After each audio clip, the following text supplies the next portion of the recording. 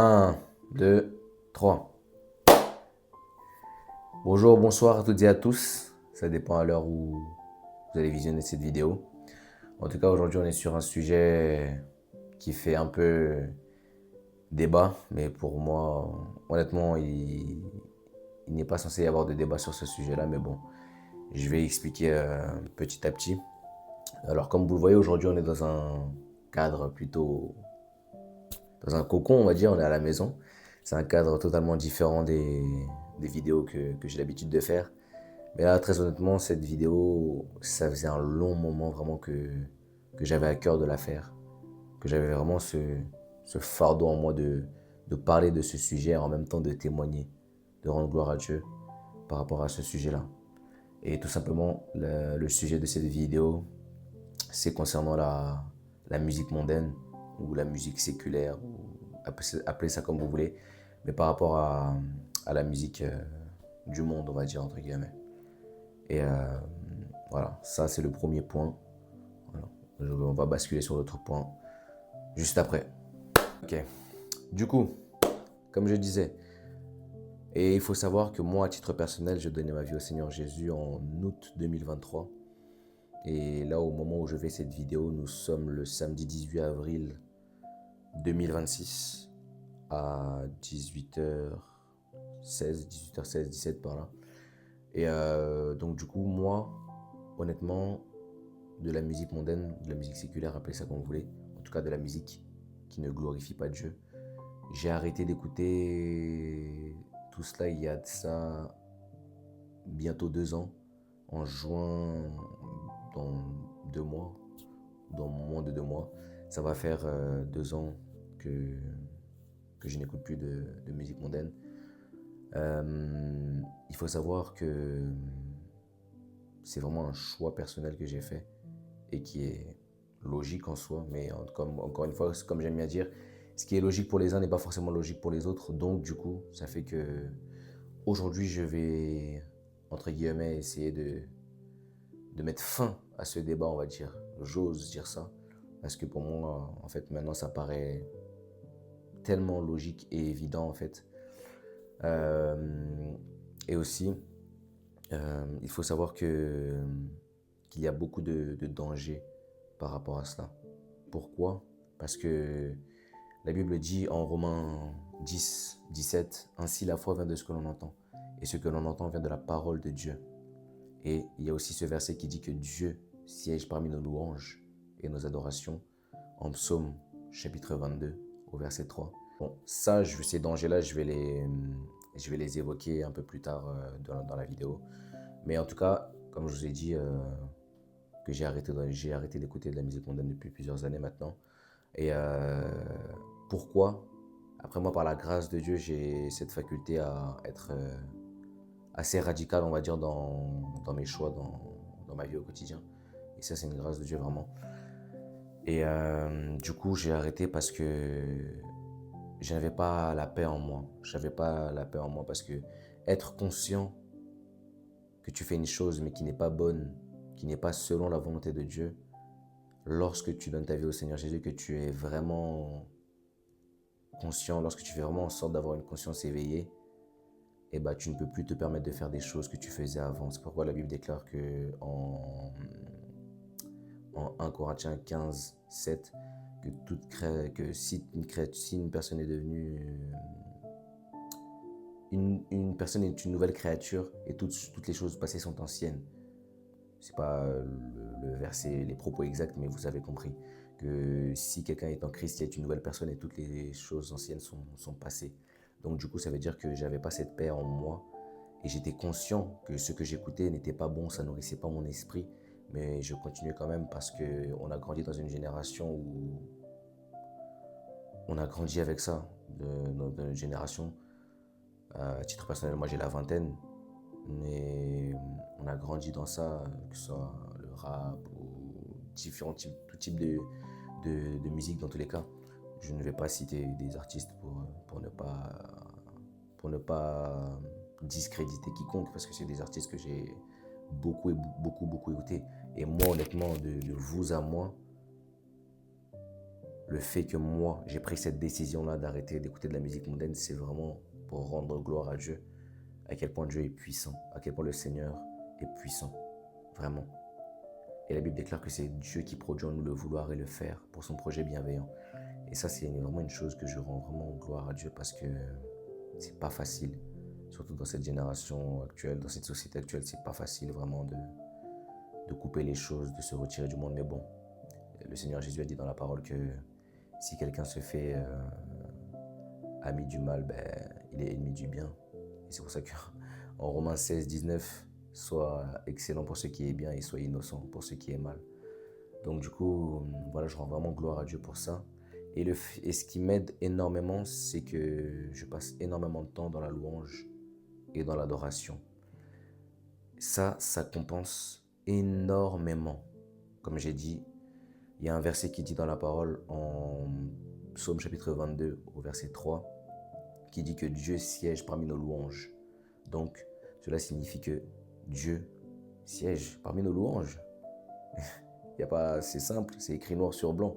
Donc du coup ça veut dire que le fait d'écouter de la musique mondaine, ça te détourne un peu de la volonté de Dieu.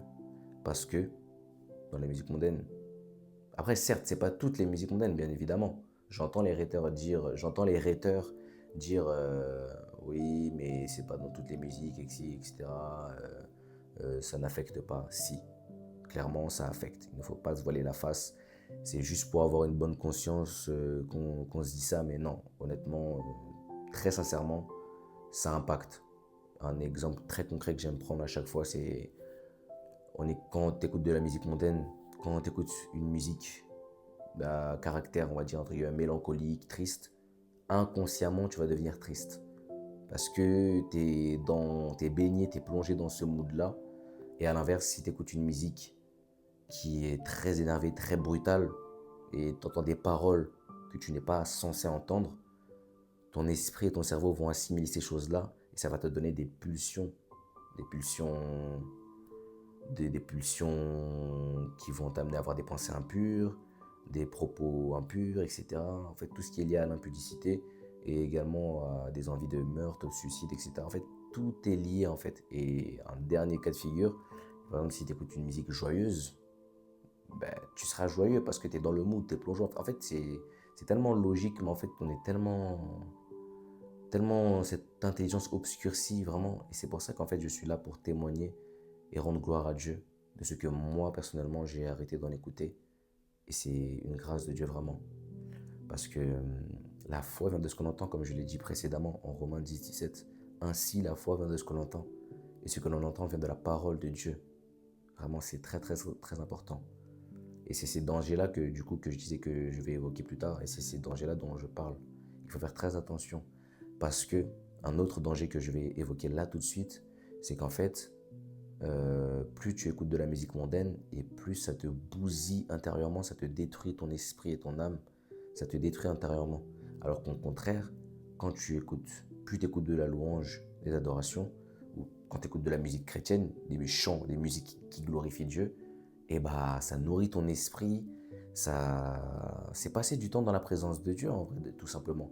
Être dans la louange et dans l'adoration, baigner dedans, c'est passer du temps dans la présence de Dieu. Ça veut dire que ça nourrit ton esprit, ça fait du bien à ton âme, comme la Bible déclare, un rafraîchissement pour tes os. En fait, tout est lié en fait, vraiment. Et j'aime beaucoup m'appuyer sur ce verset qui dit que Dieu siège parmi nos louanges, parce que si tu écoutes entre guillemets de la musique mondaine, bah le Seigneur ne peut pas siéger au milieu de ces chants-là, parce que c'est contraire à,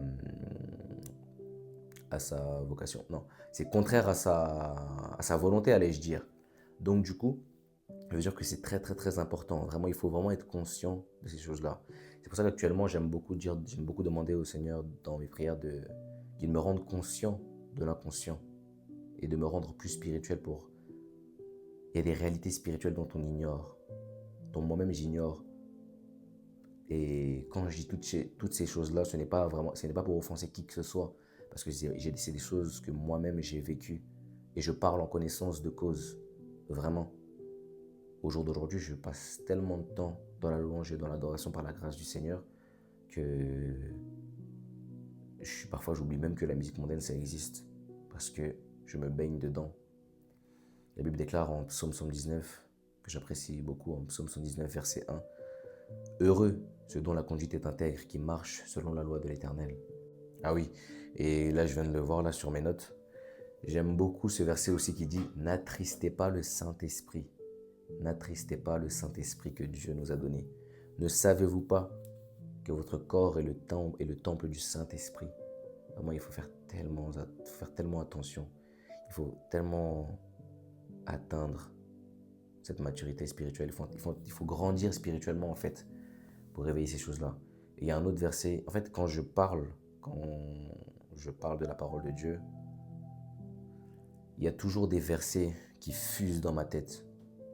Et j'allais dire c'est logique, mais c'est spirituel parce que tu fais en sorte de prêcher la parole. Et quand on prêche la parole, on veut prêcher avec assurance, comme c'est écrit en Actes des Apôtres, au chapitre 4, de prêcher la parole avec assurance. Et c'est ça le but en fait, vraiment. Et je disais du coup de ne pas attrister le Saint-Esprit parce que il y a une chose qu'il faut comprendre, c'est que lorsque tu fais une chose là c'est une petite aparté, ça ne touche pas que à la musique mondaine, mais dans tout type de péché, que ce soit péché, bref, que ce soit tout type de péché.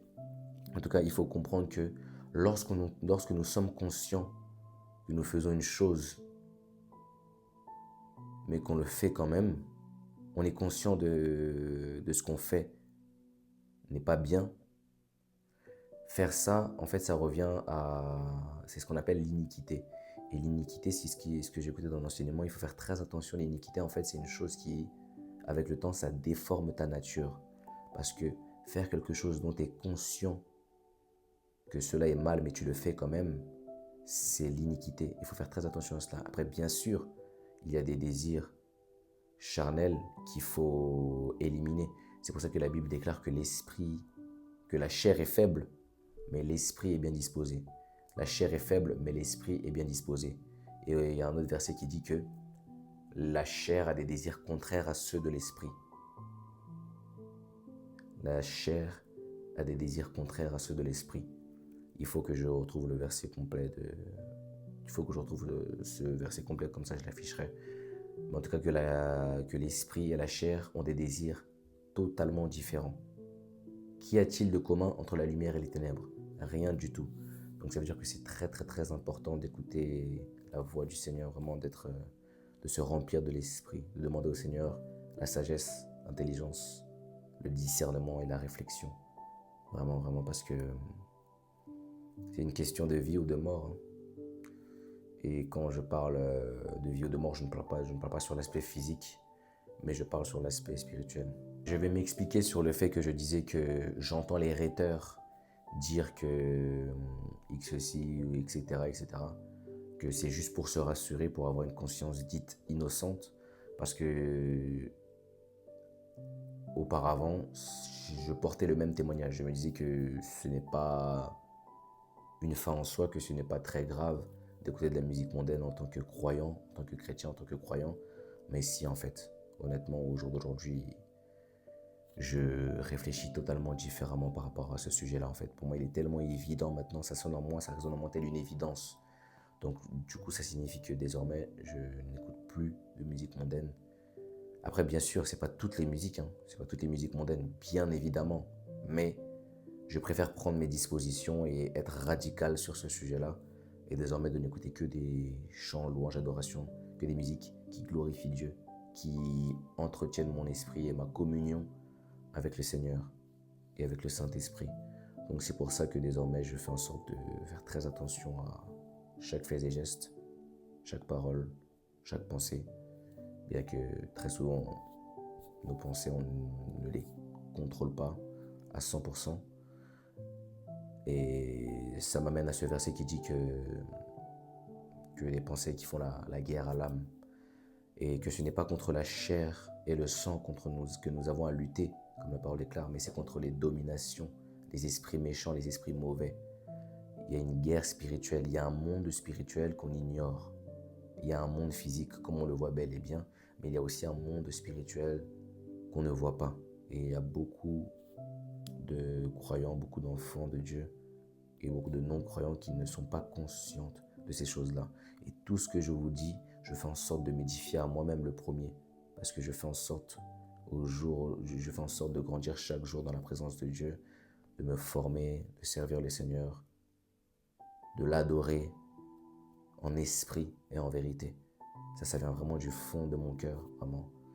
Et tout à l'heure, je lisais ma Bible tout à l'heure en Actes chapitre 5, et où l'apôtre Pierre avait dit que il répondait aux chefs des prêtres et aux pharisiens il vaut mieux obéir à Dieu qu'aux hommes. Et ça m'a beaucoup impacté. Bon, de toute manière, il y a une multitude de versets, de chapitres dans la Bible que j'affectionne et qui me parlent tellement. C'est parce que je fais en sorte de me plonger dans les choses de Dieu avec sincérité.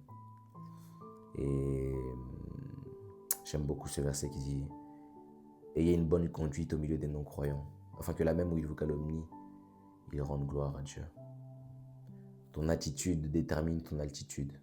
Je répète, pour les enfants. Je répète pour les personnes au fond de la classe, allais-je dire. Ton attitude détermine ton altitude. Et je pense avoir fait le tour sur cette vidéo. Je ne sais pas combien de temps est-ce qu'elle va durer, mais je me devais de transmettre ce message et surtout de témoigner par rapport à ce sujet-là. Et j'espère que de par cette vidéo, j'espère que ça va aider plus d'un à vraiment... Je veux vraiment vous pousser à la réflexion. Et ne vous sentez pas... S'il vous plaît, j'espère de tout mon cœur, ne vous sentez pas offensé. Vraiment, c'est vraiment pour... ce message est vraiment porté pour l'édification. Vraiment. Donc du coup, c'est important de recevoir cette parole, de recevoir ces paroles avec un cœur bien disposé pour comprendre le contenu et la forme et le fond du message. En tout cas, j'espère que vous aviez apprécié ce moment. Je vous souhaite à tous une excellente journée ou une excellente soirée. Que Dieu vous bénisse et qu'il vous protège abondamment et que la paix du Seigneur soit avec vous tous. Amen.